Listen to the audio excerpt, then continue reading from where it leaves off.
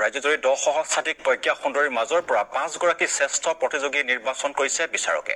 ৰাজ্যৰ শিক্ষানুষ্ঠানত বাগদেৱীৰ বন্দনাত শ্ৰেষ্ঠ প্ৰজ্ঞা সুন্দৰীলৈ দৰ্শকৰ অভূতপূৰ্ব সঁহাৰি। উল্লেখযোগ্য যে নিউজ লাইভৰ এই অনুষ্ঠানলৈ অভূতপূৰ্ব সঁহাৰি দেখিবলৈ পোৱা যায় দৰ্শকৰ।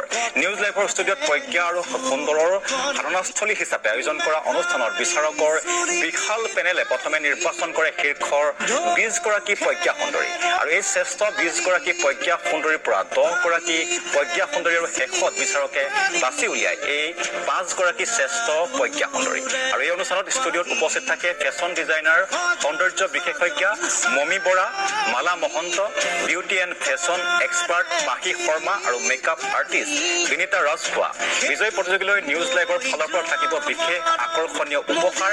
বিজয়ী প্ৰতিযোগীয়ে যোগাযোগ কৰক 6900